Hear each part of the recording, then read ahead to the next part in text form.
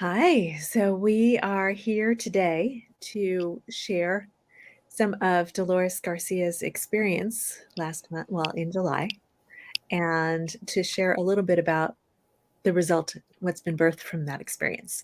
I am Sue Elliott, my angel coach, and this is Dolores Garcia. And do you want to tell us about the sort of inconceivable thing that happened? Yeah. So Sue, we're coming up on 2 months, and that I mean, it just kind of catches my attention. And back on July 3rd, 2022, my my ex-husband texted me about our son who they were living together, and Hector, my ex-husband, he and I have a very friendly, good, healthy relationship, and he wouldn't very often complain about Miguel, our son, who was 24. But sometimes he's just, it's up to the eyeballs. Like I don't know what to do. So he texted me on Sunday night, about 9 o'clock at night, and said that he goes, "This kid is driving me crazy. He is just talking nonsense, like talking weird stuff." And I was like, and so Hector and I kind of went back and forth a little bit. And I said, "Well, do you think that it would help for me to call him and talk to him?" And he goes, "Well, it couldn't hurt." And um, I'm going to admit to you, it was like 9:30 at night, and I was kind of tired. And if if Miguel is kind of talking out there, like, do I want to really have this conversation at 9:30 at night? And so, yeah, there's some guilt there. I'm going to share that with you. And so I said, well, it's getting late. I'll just call him in the morning. And Was this the first time that Miguel had been, you know, talking crazy or sounding a little off? No, no. And in fact, one of my comments to Hector was, well, he's always been an out of the box thinker, which is the truth. And Miguel and I actually had some very interesting conversations that Hector he couldn't even make his brain go there. And so I don't know what Miguel was saying to him that particular evening. It was about the astral plane. It was about witches. It was about nails, and so I'm like, well, I mean, really, in it didn't shock me, um, and but it really was agitating Hector. And like I said, Hector didn't reach out very often. It was just like, I don't I don't know what to do with this kid. And so, we just left it that I would call Miguel in the morning. And in fact, when I woke up on 4th of July, on Monday morning, I texted Miguel and told him, "Good morning. I love you. What are your plans for the 4th of July?" And because Miguel didn't hold down a job, he was on his own schedule. He would game late into the night, and so I knew that I couldn't call him first thing in the morning and that he would be awake. And so I texted him, and things unfolded that day where. On the 4th of July, that my daughter, Hector and my daughter, lives in southern New Mexico. And she called me, which that's a very unusual thing too. And she's like, "Mom, the police were here and they were asking her aunt who lives there about family members." And Alejandra, my daughter, her aunt was given names and telephone numbers of everybody. And Alejandra wasn't in the conversation. She was just listening. And she goes, "Mom, I tried to call Dad." and he's not answering. And I'm like, well, maybe he's at work, because sometimes he had to work on holidays. And she goes, I tried to call his work phone and he's not answering. And she is a very intuitive, connected young lady. And she starts crying. And Sue, I'm telling you, my girl doesn't cry. I cry 100 times more a day than Alejandra does. And so, honey, when she was crying, I was like, yeah, she is feeling something. And so I actually did a muscle test. Should I go? Is it going to serve me to drive to Safford, which is about 2.5, 3 hours from where I live, because we couldn't get a hold of these guys. And then the police show up at Alejandra's house in New Mexico. So we're getting the feeling that something happened. And while I was packing my bags to go, Hector's sister called me. And she lives up in Utah. And it just so happened that Hector's mom was up in Utah with Lisa. And the police told them that Miguel, it appeared that Miguel had gone into Hector's bedroom at about 1 o'clock on Monday morning and fatally wounded him with a knife. And then he left the house. He tried to break into one neighbor's house and could not gain entrance. And so he walked on one side of the house. So he walked to the other side of the house and broke into that neighbor's house, and still had the knife and was threatening them. It was a young married couple. And the man was able to get his gun, his handgun, and fatally shot Miguel in their house. And so I read one of the news reports about that event, and apparently Miguel was telling the neighbor, "You're going to have to kill me." Yes. So Yes. it was homicide. He kills his dad, and then he goes next door knowing that this neighbor is a Marine and is going to have a gun, and Yes. basically asks for assisted suicide. Yes. That's how it feels to me. Absolutely. Is that, I have not, as it turns out, I have actually met and talked with the husband and wife next door several times, and very tender experiences, because,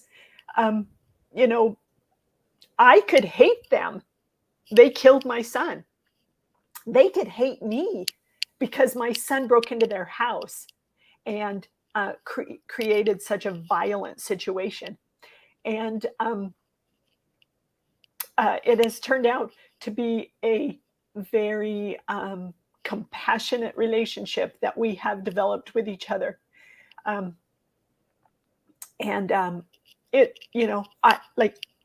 I could not feel more sorrow in my heart that they had to do that.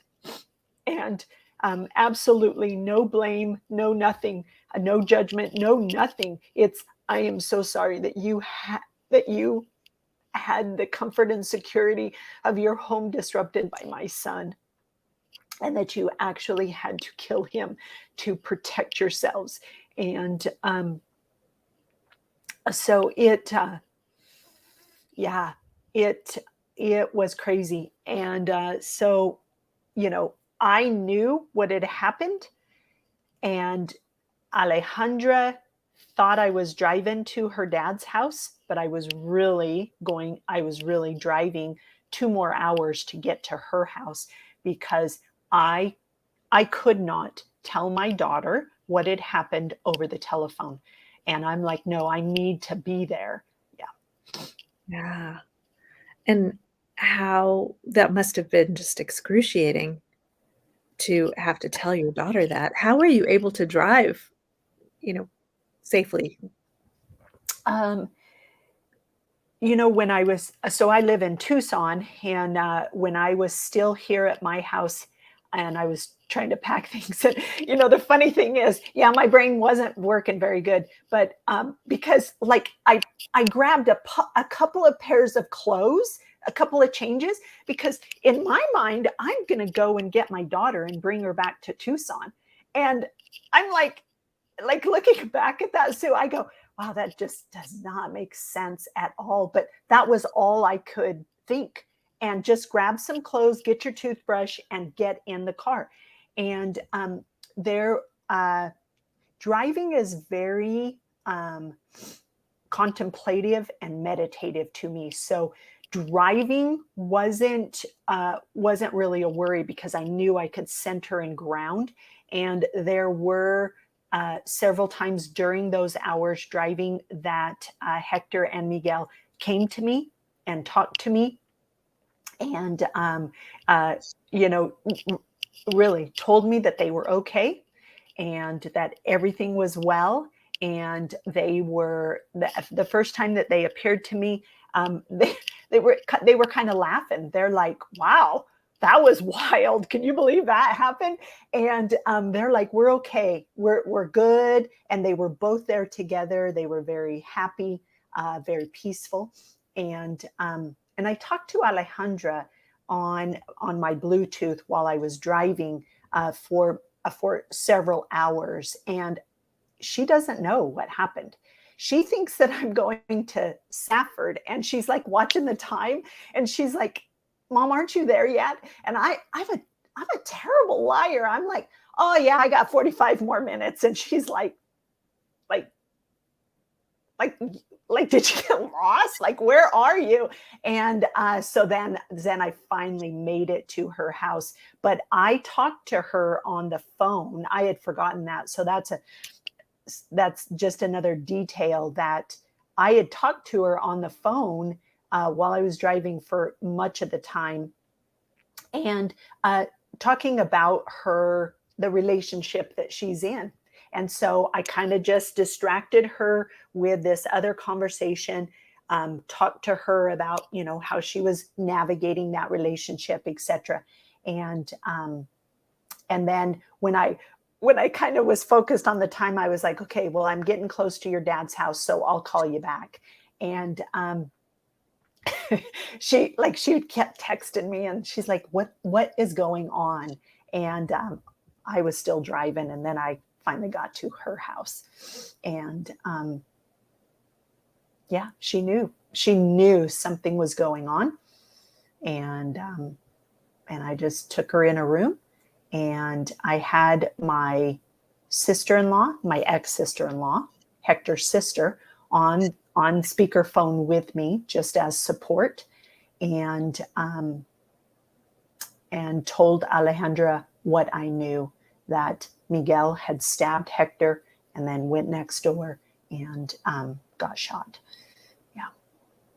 And I know we'll dive into this a lot more in coming videos, but that must have been one of the hardest conversations of your life. Well, as it would have it, my mom, who passed away right before Alejandra was born, she had to do the same thing with me. And my mom actually appeared and talked to me. She doesn't very much. The essence of my mom isn't called into my space very much, but she was there when I was driving, because my own father ended his life in suicide. And so my mom knows very, very well about being the mom, having to tell the kids that their dad is gone. And I do think that it's such an interesting thing that my dad died by suicide, that it wasn't, just a normal cause of death. And then here I am having to explain to my daughter that her dad died by homicide by her brother. And so I truly appreciate my mom attending me in that. And I was like, wow, Mom, I kind of had appreciated what she had to do. I was little. I was only 4 when my dad died. But still, she still had to explain it to a 4-year-old that her dad was gone. And it's, you and I don't believe that there's such a thing as coincidence. So the fact that we had dealt with so much of that shame associated with your dad's suicide and with the way he lived his life before the suicide in the work that we had done together coaching, Yes. it feels like some of that was preparation for what was to come. We couldn't possibly have known. Who could predict that this would be what was going to happen? But do you want to share a little bit about what it's been like to be doing the angel coaching? Because this is in part an invitation for people to join us in a program where there is really a judgment-free zone for support if your child has done something that society says is very shameful. Yes. Well, I know, well, I'm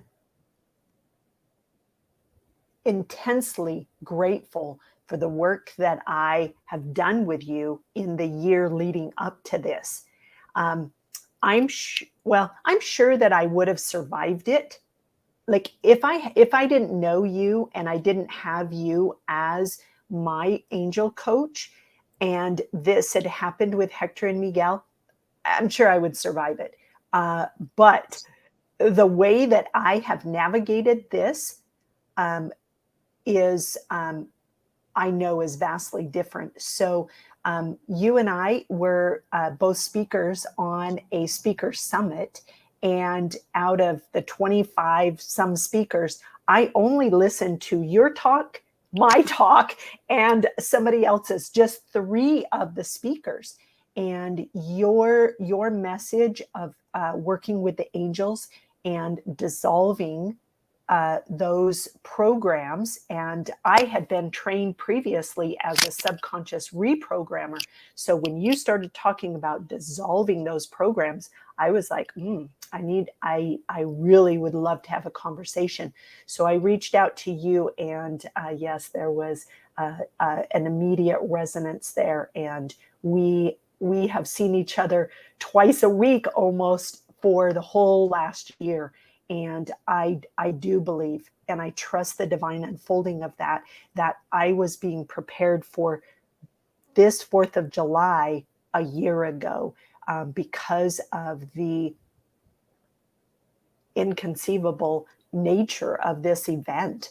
I mean, what do you do with that? You have lost your son, and you have lost your former husband, and everybody wants to feel okay that it was a car accident.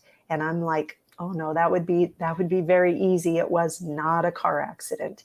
It was very far from a car accident. Yeah. And so much to navigate in the wake of all of that. I mean, dealing with all of the family members, different belief systems.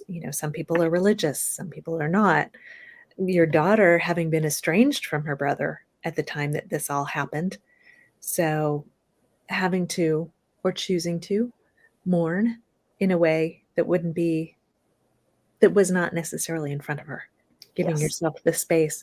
It's been quite a balancing act, and everybody wants to find some sense, some logic, some reason in this.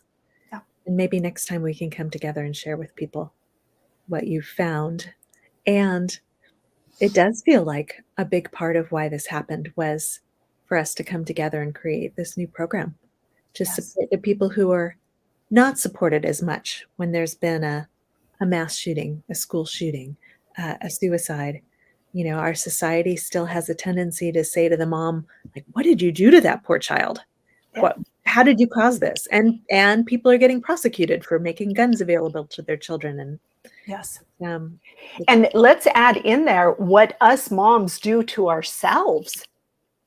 That is where I'm going to tell you the honest truth, that is where my deepest pain has been.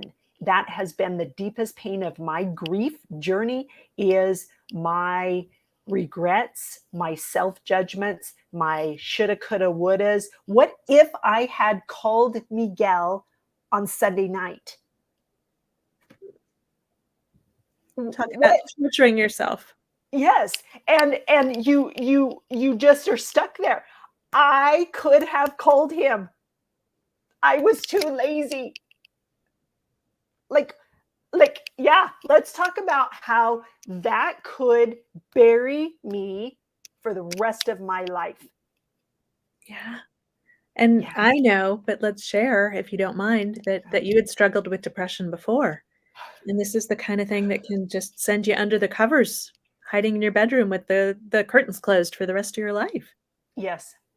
You just be you know what? There were a couple of times, and I brought this to you in session, is that I was afraid that the darkness was coming back.